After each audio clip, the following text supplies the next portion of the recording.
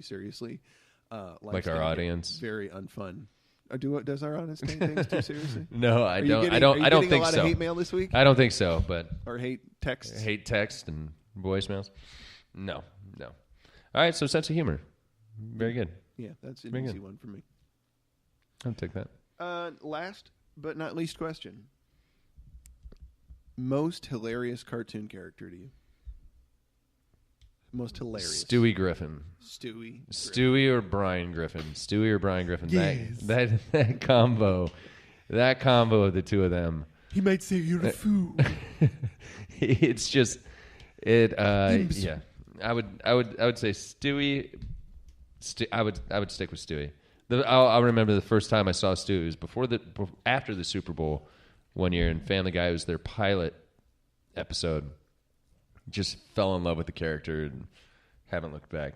And your last question: favorite alcoholic beverage, other than Jaeger bombs? It's not a favorite. Let's make that one clear. You introduced me to that a couple of years ago. I remember somebody at this table drinking Jaeger bombs and getting a little bit of a stroke face and like just being like a stroke face. Yeah, you're just like.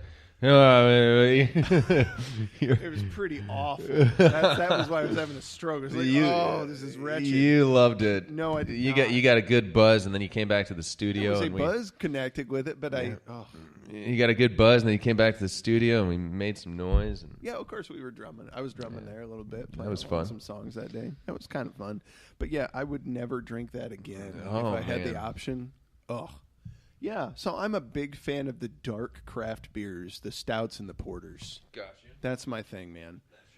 Yeah, it's I don't know. It's almost like a coffee chocolate aroma and flavor to that. Guinness is like true draft Guinness done right with the big head on it, with about an inch. You don't want too much, right? Right. I actually started digging into this. There's a book called Tasting Beer by Randy Mosher, right? And people get into this. You've heard of a sommelier? It's like the wine aficionado thing that knows how to tell where wine's from by tasting it, that kind of stuff. Okay, that's a bit crazy. It's insane. People get paid to do that kind of stuff, right? How? Because people need experts on stuff, and if you develop your palate to do that awesome, then people ought to pay you for it. At any rate, so there's an equivalency of this to some degree in beer, and it's called a cicerone. A cicerone. There's 3 levels of cicerone. There's the certified beer server, there's a certified cicerone, and then there's a master cicerone, right? So basically, once you get to the master level, like you've got to have like a master's degree or a doctorate in biochemistry because you understand all the fundamentals of how a beer brews and how it develops certain flavor characteristics, all that stuff. But just the basic level, you have to go through I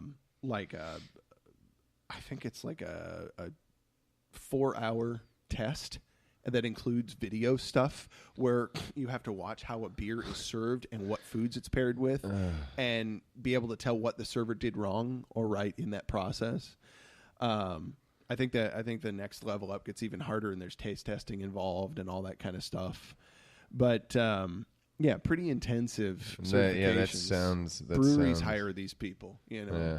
But to make sure, like quality control kind of thing. Yeah. Well, you want like some restaurants that are upscale with craft beers and things. You want people that would be a certified beer server because, like for a glass of Guinness, for example, if it's done right, you're going to angle that glass at about 45 degrees while you're pouring in the beverage. Then you're going to fill it about 3/4 of the way full. This is and then you flavor. let it fill. You let it sit. Yep. And let it just settle. All the particulate stuff that's in it. Let it settle. Then you come back, fill the last quarter of the glass full, and you draw in the foam. You cause the foam drops to draw a shamrock in there. Right. I've seen people do that. Right, and they're legit with that, but it makes a huge difference to the flavor. The shamrock makes a huge difference. Not the shamrock, but that's for the pouring at that angle because it causes, I guess, molecules within the beverage to open up more flavor. That way, it's so cool. That's why the Guinness cans always come with that little bottle at the bottom of it. Because Guinness is actually They say the beverages like that are carbonated, like they have the Right. bubbling, the effervescence. Guinness is done with nitrogen, as I understand it, not carbon dioxide, like a lot of other beverages. As are. you understand it. What As I kind understand of it. beer fan are you? You should know it. I should know it, but You I should don't know this Man, information. it's like my fail-safe. In case someone wants to come back and say, you're wrong, I have that like out. Like, it's I understand it. As I understand it. So I'm kind of a weasel because I'm sort of weaseling out of that whole thing. The way I understand it is, I'm opening for the possibility that I'm wrong. I should be confident. I should just be like, no, you're right. It should be like, this is it. And then if I'm wrong, I'm wrong. yeah. Then you just you take your punches. Stand on some ground. Gosh, darn it. God, quit it with this jumping back and forth between clouds. Jumping back and forth between clouds. Yeah. What is that? You've never heard that phrase? Not that. No. Oh, that's when you can't make up your mind. Okay. You're jumping back and forth between clouds. I've heard wishy-washy, but I haven't heard jumping back and forth between Jumping clouds. back and forth between clouds. Is that like, I don't know. what is it, 6 of one, half dozen of the other? Hadn't heard that phrase until What about 6 or 7 years ago. What is it? 6 of one, half dozen of the other. 6 and 1. 6 of one. 6 of one, half of dozen of the other. Yeah, it's like saying these things are the same. So it's the same thing. Yeah. So like if you were to say, well, the sky's blue, and I just said that, I'd be like, well, 6 is 1, and it like of half one, yeah. half Exactly. Okay. So same thing. I hadn't heard that phrase. Oh, I haven't. That's my Yeah, point, that's a right? cool phrase. Yeah. 6 and 1. So I taught you one. So what is it? 6 and 1. 6 of one. 6 of It's 1. like saying is half 6 dozen. of one is the same as half Half dozen of the other, right?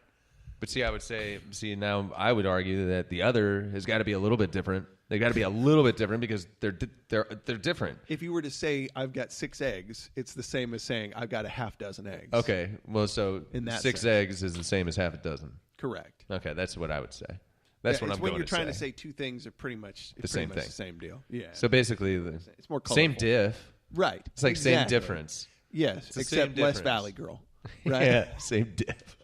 Yeah, what is that from? Clueless. Probably was. Yeah. Oh my gosh. God, Alicia Silverstone. Man, that's going back. We've been liked talking her- about some hot chicks on the I show. liked her in Blast from the Past. I don't remember that. Brendan Fraser. No. Like his was it Sissy Spacek and Christopher Walken were his parents, and it was during the Cold War. I guess. Are you thinking of it was an air Encino raid. Man? No. This is way after that.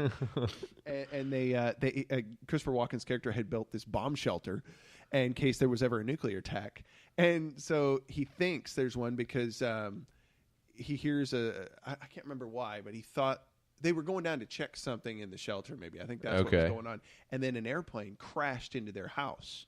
Nice. Like a plane had a malfunction, crashed in their home. He thought it was a nuke attack, so he sealed them into their shelter. Wow. And they were down there for like 30 years. Oh, and my. she was pregnant at the time, so she had the baby, which is Brendan Fraser's character. So he grows up in a bomb shelter for the first 30 years of his life, comes out, and thinks that this is a post-apocalyptic world, right? But they've rebuilt and things like that. And so he's thinking that some people probably have like radiation poisoning issues or something like that. Oh, that sounds like a fun movie. And his whole understanding is Sure. like from his dad's From instruction. Christopher Walken, of all Yes, people. Yeah, that's exactly. brilliant casting. So he's going up there to find a wife, and Alicia Silverstone happens to be the love interest. Well, there we go. Yeah. Of course, yeah. Alicia Silver.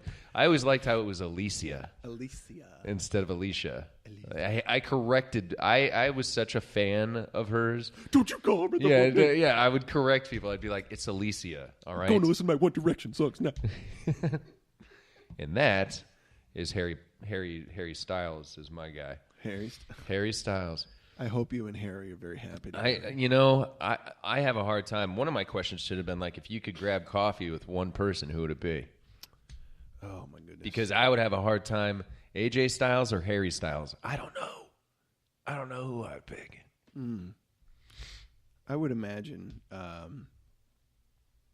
That's an interesting question. I like that because it's making me think a little bit. Let's save that for next week or We next should. episode. Yeah, I'll hold. Yeah, on to coming up on the next show, we'll talk who we're having coffee with and what kind of questions we're going to ask him or that. Yeah, her. we need to actually have some coffee next week. Yeah, that would be I nice. could bring back the I Press. enjoyed the press. You like the Freedom Press? It was nice.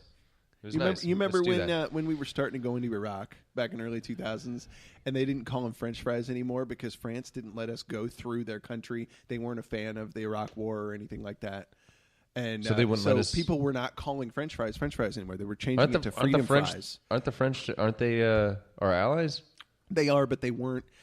They weren't a fan of. Don't what they we were doing. have to let us go through them? Not necessarily. They're still All right. an independent nation. All right. They make their own choices. I don't like that. An ally But is somebody who's going to let me. Well, people let me go didn't through. like it so much because of the stance they took. They stopped American calling fries? it French fries. American fries. They freedom fries. Freedom fries. Freedom Okay, fries. So yeah. I was calling it the freedom fries as a joke. Okay. Right. I Okay. love it. The jokes are so much more effective when you have to explain it. Yeah.